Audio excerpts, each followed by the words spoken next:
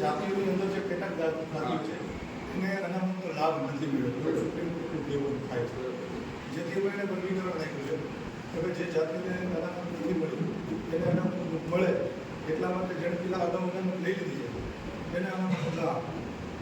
બરાબર. જોકે હકીકતમાં એ લોકોને અનામત દેવી જ જોઈએ, અનુસૂચિત જાતિને છેલ્લી જાતિ સુધી. બરાબર. તો એના જે કંઈ બજેટ બહાર પાડવાના હોય એ સંપૂર્ણ રીતે જે આપવા જોઈએ એવું આપવા જોઈએ નથી આપતા. બરાબર. અને બીજે જે કંઈ અલગ અલગ ચાકરી નથી. એટલે મૂળ આ જે કંઈ ચુકાદો એવો છે એ માત્ર અમારી જાતિઓને વિભાજિત કરવા માટે છે. ચુકાદો બોલે સુપ્રીમ કોઈ દાખલ કરી હતી ના, એ અગાઉ થયેલી છે. બરાબર. એટલે અમે તો એવું વિચારીએ છીએ કે જો અત્યારે આ લોકો અમારી ઉપર આ કર્યું છે, ચુકાદો આપ્યો છે કે ભાઈ અવિભાજિતનું કરો અને પાછળની જે જાતિઓ નથી મળતી એટલા માટે અમે બધું બાંધીએ. બરાબર. એટલે અમે એને માટે બાંધી ફરી જાય. પછી આનું આ ઓબીસીમાં આવશે. એટલે ઓબીસીને ઘણી બધી જાતિઓ છે, તો એમાં કે ટોટલ હિન્દુસ્તાનમાં બીસી ઓબીસી અને હજી કઈ એસટી એસસી ઓબીસી અને માઇનોરિટી કેટલી જાતિનો સમાવેશ છે? કોઈ પર ચોક્કસ આંકડો છે? એસટી એસસી ઓબીસી અને માઇનોરિટીની અંદર લગભગ 6,500 જેવી જાતિ આવી ગઈ છે.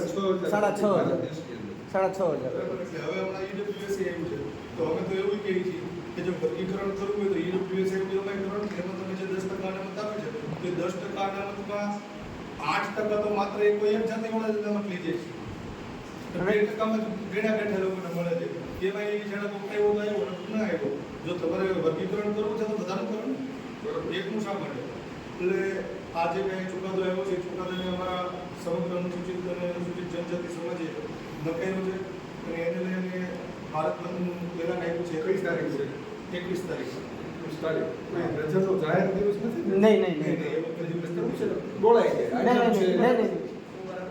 અને જે 10% જે અનામત છે ને એ જે હાર્દિકભાઈ પટેલે જે 10% અનામત અપાવી છે એ પટેલ ને જોઈને જ અપાવી છે, તો પટેલને તો 2% જ મળે છે.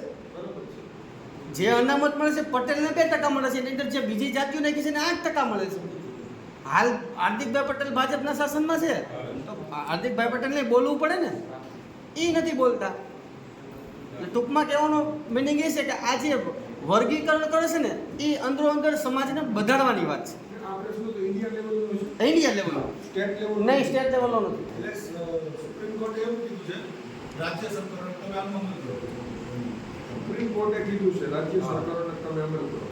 રાજ્ય સરકારો અમલ નથી કરતી એવું કેવું? રાજ્ય સરકારો બે ચાર જગ્યાએ નથી થઈ ગયું કે અમે અમલ કરશું, પણ અમારે આ અમલ થવા નથી દેવું. આજ અમારી મત એવું કાલ તમારી મત આપશું. આ એક બરોબર. જે આ ચકડી છે. હા. એટલે ટૂંકમાં આ લોકો છે ને અમુક સમયે આ સરકાર એક એજન્ડા કરે, બરાબર, પ્રયોગ કરે કે ભાઈ આપણે આ પ્રયોગ કરી આમાં કેવું થાય છે. આની પહેલાં તમને ખ્યાલ હશે તમારે એસસી એસટી એક્ટમાં ફેરફારો કર્યા હતા, ત્યારે અમારો આપણો સમાજ જે બહાર નીકળ્યો પછી એમ ખબર પડી કે આમાં આપણે હાળી ગયા છે એટલે જેસે તે જેવું હતું એવું મૂકી અને પાછું વાળી દીધું. એટલે હવે પાછો આ પ્રયોગ થયો છે જેવું આમાં અમે નહીં નીકળીએ. બરાબર. તમે લોકો અમારો સાથ ના આપો. બરાબર. દાખલા તરીકે અમે ભારત બંધનું એલાન આપ્યું છે, તમે લોકો ભારત બંધ અમારો સાથ ન આપો એટલે એક તો અમારે દર્શન થવાનું તમારી સાથે. બરાબર. એટલે દર્શન થાય એટલે સરકાર માટે જ બેઠી છે. જેમ કે આ તમારે આંદોલન થયું એમાં પકડી પૂરી દીધા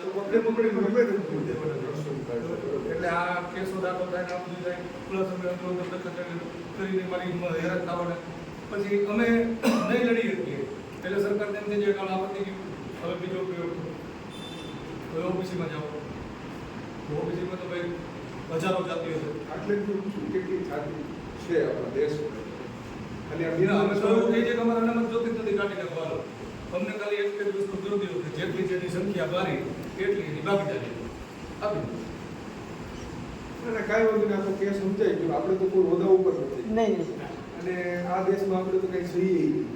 ખાલી અમારે તો ગ્રામજનો તરીકે તમારી શું હવે અપેક્ષા સીએમને રજૂ કરો?